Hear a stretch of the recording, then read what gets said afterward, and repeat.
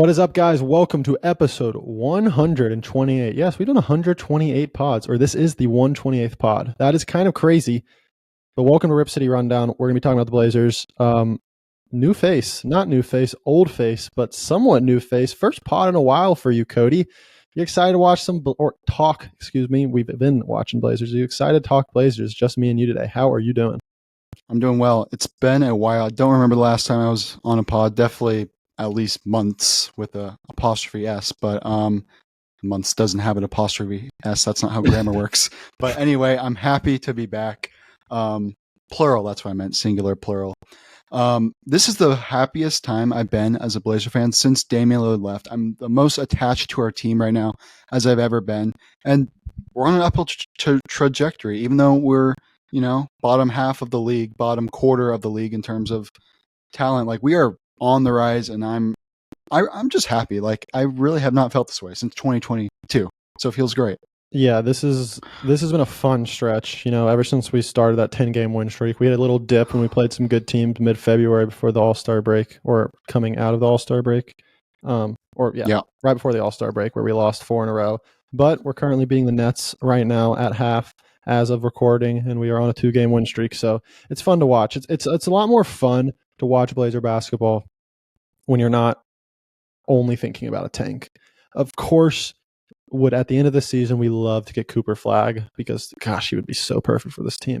Yeah, we would love to get him. However, it's a lot more fun to watch Blazer basketball when we're winning, and I know I'm fully subscribed to that. I remember when we traded Damian Lillard, we were like, we are going to be bad for multiple years. And all the comments were like, oh, no, no, no, no, no. We have DeAndre Ayton, Jeremy Grant, Anthony Simons. This is a sneaky playing team. Well, you learn the hard way that, it's just not a sneaky playing team. But this year it might be because we got some talent. So it might be.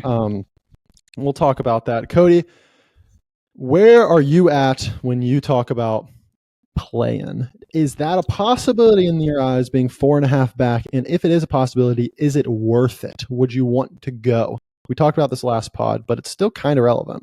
Yeah, so 4.5 back. We are currently a 12 seed. So the team we have to pass 2 teams, the Suns and then either of the play-in teams, looking like the Kings right now. So if we want to make the play-in, pray that they lose.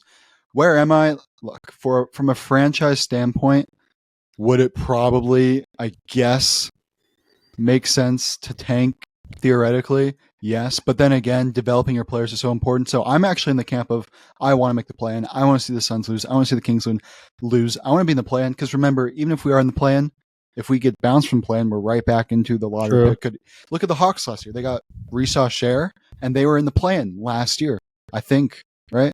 They might have been in the play-in. I honestly think they were. I think the real thing is, like, I think we can agree getting to the playoffs plan, that's an uphill battle. It's something we probably can't control, being 4 games back.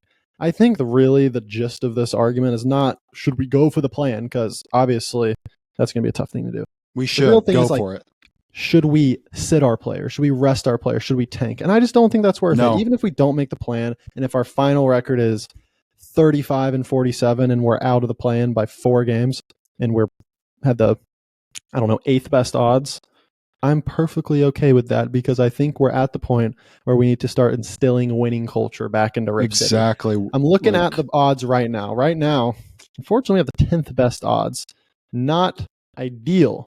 And of course, I listen to all these podcasts and everyone's talking about how, honestly, one of the best fits for Cooper Flagg would be in Portland because he would slide right in at that 4, would kick Jeremy to the curb, and we put Cooper Flagg at that 4 spot. I'm going to sim the lottery right now. Assume we have the 10th best odds. They got Tankathon, of course. You can sim the lottery. Where would we be? I'm simming it as we speak. Give me Cooper. Holy crap. We just got Cooper. We just got the first pick. That shows you what it is. Like, you can get the first pick at the 10th best odds or whatever. That's actually crazy that just happened right there.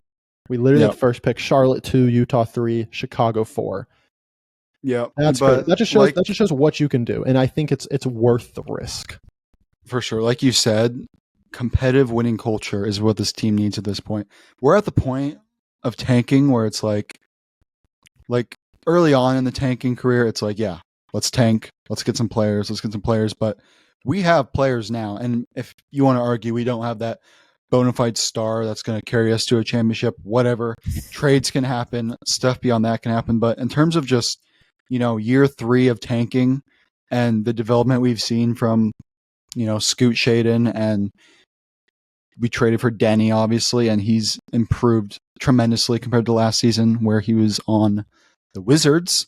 You're just in a time frame right now of tanking where it's like winning is more important. Like I rather almost like play our guys even if we don't make the play-in, but like win a decent amount of games and get very close to the play-in. So it's like, everyone on our team feels the, I guess, defeat, but just get some competitive nature in there. That is what this team needs right now. Here's where I'm at. Last year, the Rockets were trying to make a run at the play-in. They did not make it. That's who I meant, the Rockets. They missed it by a couple. And look at them now this year. They're just running and gunning. The Suns in the bubble, they were really bad for a couple years, and then they went 8-0 in the bubble. They set up some momentum. They ended up making the finals the next year.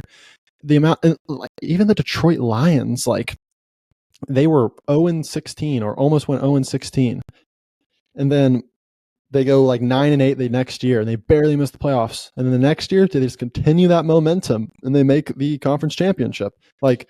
Momentum's real in the sport, and we've got a team where we've got our core guys. We've got Scoot, Shaedon, Denny, Tumani, Klingon. All these guys are going to be around next year. All these guys are going to be around next year. So why not start that winning momentum? And at this point, the teams behind you, you're 3 games ahead of San Antonio. You're not going to be worse than San Antonio. You're not going to be worse than the Bulls or Nets, most likely. You're probably at their best chance getting the 9th, 10th best odds. So is there really a big enough difference between the 10th odds and the 12th odds? If I look like an idiot and the team with the 10th odds ends up getting Cooper Flagg, then that sucks. But I think this draft is also deep enough to where we can get a really good, serviceable player in this draft, even if it's not in the top 5.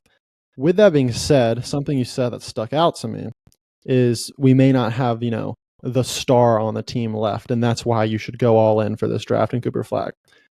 With that being said, Sharpe has looked good recently, and I think Sharpe might have the best chance of being a star on this team. Is that something you agree with? Do you think of any player on our team, it would probably be Shaedon Sharpe has the best chance to make a leap to be an all-star caliber, all-star player?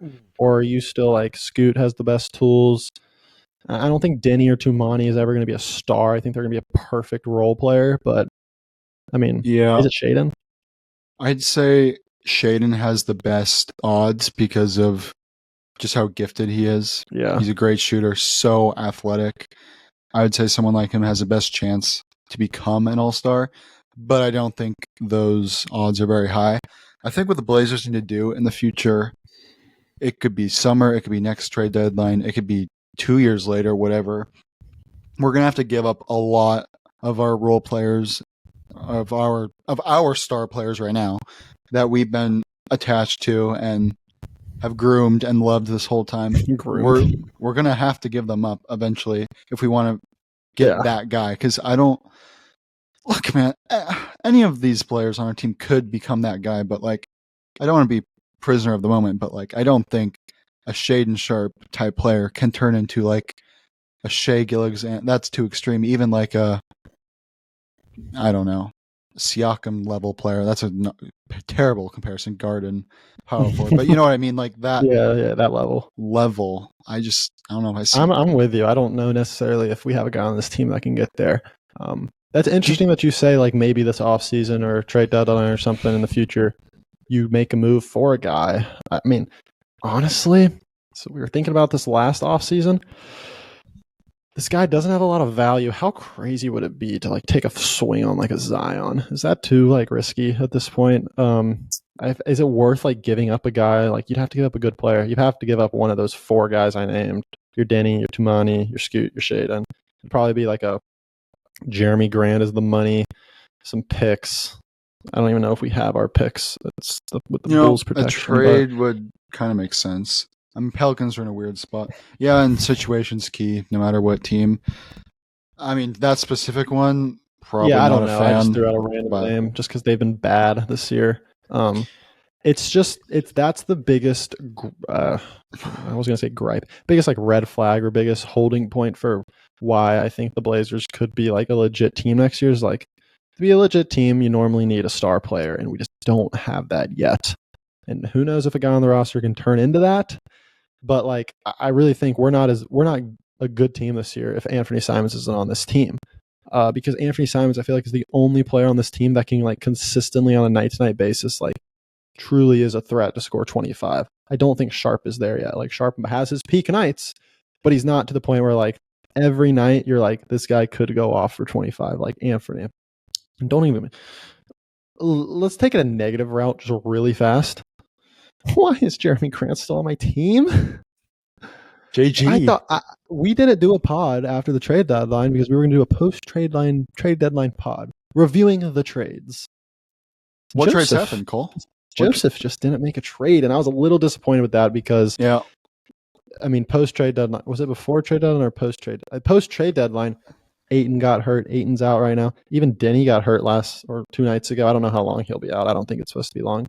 But Jeremy has struggled post-trade deadline, and maybe that's just the eye test telling me that. But now I'm going to pull up Jeremy Grant's stats post-trade deadline. I mean, he was having a bad season before the trade deadline, but I feel like he's got to be worse now.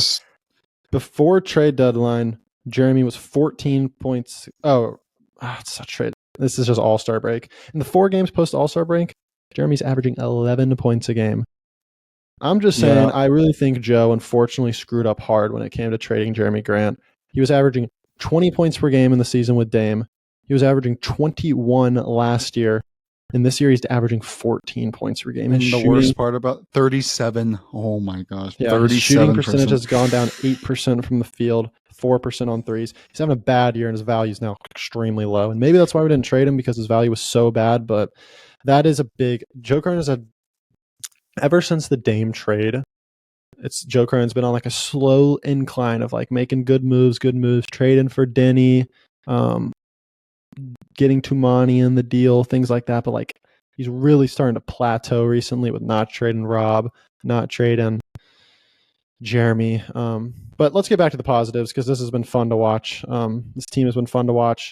Thoughts on the Blazers? I saw a stat today that we are 9-10 this season without DeAndre Ayton. We are 26-33 on the year, so therefore we have a better winning percentage without DeAndre Ayton. Thoughts on that? Is Ayton a part of this team for the long run, or are you ready to kind of shift the keys to possibly Klingon? You said without Ayton we're better. Without Ayton, we have a better winning percentage. Yeah. Yeah, I'm ready to move on from Ayton personally. I know some people like him, but his type of he is young, but I don't know. I don't buy him, to be honest. I don't buy him. I don't like. It's not that he's a bad player, but it's just like I don't know. He's like an empty stats guy. Like his stats don't really attribute to winning necessarily. Yeah, he takes also too many shots, I think, for this team. Like you have to give him the ball, quite a lot. Like he's an offensive center. Yeah, you have to give him a lot of shots, and it's like I don't want you taking shots. I want Shaedon Sharpe taking the shots. I want Scoot Henderson taking the shots. Yeah. I even want like Tumani and Denny taking the shots. So, and I think he's too soft. I'm not gonna lie. Like I always liked Nurk, but my hunch on Nurk was always that, like, come on, Nurk, you're too soft. Like play more games. Like he probably could have played many more games than he could have because of like stupid lingering injuries. And I think Ayton's kind of that same way. It's like, so I'm not a big fan. I think other teams would value him though. And yeah, I think if we want to move on, he needs to go probably, in my opinion, number 1 on the list, and then Jeremy. Interesting. Yeah. Man, I know I feel like we probably should close this conversation quick because I want to start talking more about this season because we actually have things to talk about. But when it comes to the off season, I hope Joe kind of grows a pair and starts trading off some of these guys because I feel like he's a little too like walking on eggshells. Like I don't want to make a bad trade. I don't want to do something just to trade him. But like you got to just have some balls as a GM. General question. Yeah. General question: Who is pick one player, your favorite player this season? Just that's it. This whole season, one player. Okay, I'm not going to say it could be this, it could be this. I'm literally going to say one player. Literally one. Personally, just because I've loved his play style, and I feel like he just has brought an edge to Portland that other players have brought too. But I like Denny, man. Denny has been fun to watch. Denny started off the season pretty poor. He could not shoot the ball to start the season, but he has quietly turned into arguably one of our best players this year. He brings it defensively, not as much as other players that I'm sure you might say if I turn this question to you. But his ability to get downhill kind of 24/7 and his ability to draw fouls has been so impressive this year. I feel like every time I'm watching Denny, he might take 2 possessions and stand in the corner and play an off ball and let, say, Simons, Scoot, Sharpe kind of run the offense. But then there's sometimes every 3-4 possessions where Denny's like, all right, give me the ball. Let me take a guy one-on-one, and I'm probably going to be able to at least draw a foul. And he gets out in transition and runs. I love watching the Blazers run. I think that's a product of us playing good defense. Our defense has been a lot better this year, and that's why we've been able to run. But for me, it's Denny, and I'm interested to see who you say. I feel like I have a hunch who you're going to say because I'm going to flip the question back to you. Who's been the most fun to watch for you? Yeah. By the way, Denny is shooting 55%, so he's just a freight train getting to the rim. Like, and he shoots high a lot quality of looks. Yeah, and he shoots a decent amount of threes. I'm gonna be honest. I'm not trying to take shots at Jeremy this whole vid. He's the opposite of Jeremy. Jeremy just takes tough shots. Jeremy's not going to take a guy to the hoop. Jeremy's going to back someone down for 2 steps and then turn and take a fadeaway. And it's just like Denny has a high IQ, takes smart shots. He doesn't force things, and he gets to the line. And I love it so much. Who's your player though? If you had to pick one, you can only pick one. All right. Let's go do a little test. Close your eyes. Envision this guy. Okay, you're playing basketball. You have the ball in your hands. Who do you not want in front of you? Just who do you not want in front of you? You do not want to see double 3 on the other side. You do not want to see Tumani Kamara in front of you. He's my favorite this season, probably by far. Like, he, not even stats, shooting aside, just his mentality and his dog in him. That's what I like about him. Like, he has fire. Yeah, and honestly, like, I don't want to say he had bad shooting numbers in college, but I feel like he did not come into the league known as some elite shooter. But literally, I'm looking at the box score of tonight's game. 4 of 7 from 3. 54% from the sorry, that's wrong. 45.7% shooting this season. And 36.5 from 3. That is still that is above league average. And by the way, we're not asking for Tumani to knock down every shot. When I said Denny was 54, I meant 2-point percentage. Hopefully I did say that, but I don't remember if I did. Well, you did say 54, but Denny still probably has good shooting numbers. We can fact check it real quick though. What Denny is? Denny's 46, which is fine. It's fine. Yeah. 54 would be outrageous. I meant that was for 2-pointer, but yeah, Tumani's my favorite. He brings energy. He makes his shots. He's kind of just like the dream player we wish we had in 2019 dude, on that run. It's crazy. You stick Denny and Dame and you replace Harkless and Aminu. The team is a totally different team, man. Totally different team. And Blazers defense, that's the thing that we've been crying about the last 10 years. So the fact that I'd say he's our best defender. Real quick, Hallie to 0. He did. Before I move on, I do have the Blazers offensive and defensive rankings in the whole NBA. I want you to guess them. Yes, we've got 30 teams. Where do they rank? Let's do offense first. Offense, I feel like it hasn't been elite. I'm curious to see if the defense or offense is better. I'm going to say we're 24th in offense. Yeah, well, you are going to be exactly correct. Yeah, we have 20. Oh my gosh, bro. 4th in offense. So, kind of weird seeing the Blazers a bad offensive team after that whole Dame era. But the thing we were crying about, like I said, was defense. So where are we in defense? Okay, defensively, we're obviously no longer bottom 5. And I don't think we're bottom 10. This is going to be tough because full season, it takes into account the rough start to the year. I'm curious what it would be like since the new year. But full season, I'll say we're 20 in defense? We are 22. Okay, so that's fine. I'm going to see if I can pull up since January 1st or something real quick. But yeah, so better defensive team than an offensive team this season. And I'm just, some people will look at that and be like, what do you mean 22? That's terrible. Like, from what we have dealt with, like that is such an improvement. I think the Blazers have been. This is just a guess, so I could be wrong, but I'm pretty sure we have been bottom 5 defense the last, I want to say, since 2020, at least 5 seasons. Okay. So, defensive rating since January 1st, 2025, 2 months. Where are we in the NBA? Last 2 months. Well, given we had a 10-win streak, that will skew it, but I'll definitely say above half if that's the case. I'll go like 13th. We're 7th. Yeah. Wow.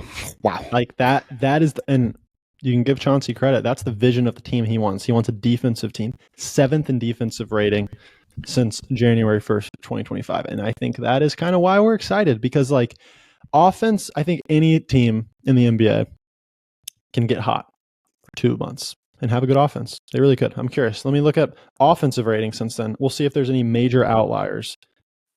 Offensive rating, honestly, there aren't any outliers, but it's whatever. My point stands. I think it's easier to be a good offensive team. Defensively, it truly comes down to you got to have the personnel and you got to have good coaching. And, I'm going to give Chauncey his flowers a little bit. I think he's done a good job defensively since the turn of the calendar year. Being 7th for a 2-month span, and I see no signs of us slowing down. So I really think this is a team like the Rockets last year, where we're not just mediocre because we're truly a mediocre team. We're not like the Bulls stuck in purgatory with an old team and we're in with 35 wins. 35 wins for a team like this is very impressive, and I really think that's a possibility, especially with how we're playing right now. We're up 15. I mean, obviously, you guys, when watching this, you guys know the final score of tonight's game. But then we have our next games against the Sixers, who just shut down Embiid for the year. And then we're obviously going to go on a tough little stretch. Or no, our next game's the Cavs. Oh, we got a tough stretch here, Cody. We got Cavs on the road. Ouch. Sixers on the road. Good. That could be a win. Celtics on the road. That's Thunder a loss. On the road. That is a L. Home against Pistons. They're on a win streak, but they're going to lose tonight. Oh, Warriors on the road. Knicks. And then we go Raptors, Wizards, which is nice. But, I mean, again, we're still a bottom half team. We're not going to... now reading that schedule, let's really root here to make the play-in. Like, we are here, like, do we have a chance of winning the NBA championship this season? Absolutely not. 0%, in fact. However, let's make the play. Like, these are baby steps. We'd be a game out of the 8th seed in the East.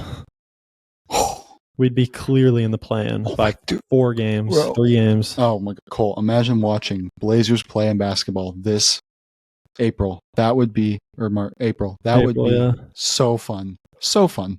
And this is why the reason it's mainly fun is the fact that for the past 3 years, the most enjoyable time of the year has been the off-season, the draft, when we have hope. We're actually having hope for the first time in the middle of a season since Dame left. So that's the main reason why it's fun. Is there anything else major that you got that you wanted to discuss? Not necessarily. I'm just like playing the race game here. I really want to catch Phoenix. I really want to catch the Kings. Phoenix, dude, what is wrong with them? Oh my gosh, dude. How do you have that much talent and be that bad? That might be the most talent to worst team ratio, if that's a stat. I mean, that's all time. True, but to be honest, how are the Pelicans 16-43 with Zion, CJ? They had BI for most of the year. Trey Murphy hurt. I mean, they've had injuries, but there's some teams in the West that have been struggling. See, like, that's why you don't want to be the Pelicans right now, because like we're in such a better spot than them, even though they have more talent. You could say not even, man. Like we're good. Like, come on, dude. We like, and it's. I just hope one of the guys on the team can turn into a star, and if not, come on, give us some luck. When's the last time we have a draft? So come on. The one time we had draft luck, we decided to trade our best player. I mean, we got the 3. Was that a jump? That was a jump, but we thought it was great, and it turned out it was the start of a rebuild, which was kind of boring. Give me a pick that like truly helps us go win now. That would be really fun. Imagine a Wemby. One ping pong. No shade on Scoot though. Like Scoot, God, we have not mentioned his name much this video. Like he is playing really well. And this we want to season. know what's crazy about that. That's honestly probably a positive, because I feel like if we're not talking about him, that means he's playing solid basketball. And guess what? Scoot is shooting the best. He has the best 3-point percentage on our team. Can you believe that? Not tonight. 1 for 5 from 3. Unfortunate, but No, I don't mean to crap on him. I mean, 1 for 5. He makes one more. He's 2 for 6. So wait, it's not bad. Did you say Scoot has the best 3-point percentage on the team? Yeah. Am I reading that? My eyes almost like don't believe this, but like, wow, this he does. is. I mean, this 37 facts. is nothing special, but he is the best. We must not be a great 3-point shooting team. Oh yeah, we're not a great 3-point shooting team at all. We are one of the worst, actually. But yeah, I think you said it right. The fact that we're watching these games and truly like kind of marking the calendar to watch it and not just watching it just because we're Blazer fans, like there's reasons to watch this. And even if that's not resulting in a play-in appearance, the fact that we're winning games and it's competitive too, even in our losses, that Lakers game, great game, lost by what, 10? Lost by 8 or something? Yeah, lost by 8. The Timberwolves, we ended up losing by like 16. We were tied in the fourth quarter. Nasri decided to go stupid. We got smoked by the Nuggets, but we lost only by 10 to the Nuggets. Like, these are competitive games. They really are. And that's not the Hornets game, though. We did not make that one competitive. Yeah, and we were on the good end of that one, though. We're on the good end of the spectrum. That was the largest win in Blazer history, Wow. Yeah, I did see that. That's crazy. And the Hornets, Hornets beat the Lakers the last game before that, so yeah, that's the kind of Hornets funny. lost by that much to us, and then they were like, "Oh, I'm so fired up. I want to go win the next game." Well, psych, they lost the next game by 42. Okay, I did not know that. Yeah, 42. So wow, they had a 4-game stretch. That was the worst 4-game stretch in NBA history. You got to think, like, I'm just thinking about the Hornets, like tanking. The whole process of tanking is a long process. Like, look, I'm saying, look at the Hornets. Like, they have been tanking for I don't know how many years, and it's just like the fact that there's a vision for us already out of this era of tanking in year 3 is what's crazy is it's felt like a million years, but like we're still kind of in the early. I'd say we're in the middle of a typical tank, and you could argue we're about to get out of it next year, which is crazy. It really is. Like, we told people that don't expect to make the playoffs until 2026. Well, that's next year, and we could make the playoffs next year. We could make the playoffs. Like, we could make it this year. Not really, but we could. We could, but we won't. But we could. Let's hope DeMar DeRozan goes cold here to end April. Yeah, it starts with a W tonight. We're up 14 with 3 minutes left. Hopefully you're watching this and we're not just yapping about a possible win when we end up choking in the fourth. But I think that's all we got for the pod, guys. But thank you guys for tuning in. Especially if we start racking up some wins here over the next couple games. We'll see you guys again soon. But of course, make sure to follow us on TikTok, rcr.trivia. That's where you can see us every single day doing NBA content, NBA trivia. And on this channel right now, you might be wondering, why did I subscribe to a channel called RCR? Well, it was formerly Rip City Rundown, and now we just shortened it to RCR so we can accommodate kind of our full-on NBA trivia as well. But the podcast will always stay here. The podcast, you will always find it on Spotify and Apple Podcasts as well. So if you want to listen to that, you can go check it out there. And we will see you guys next time. We appreciate you guys listening. Peace. Yep.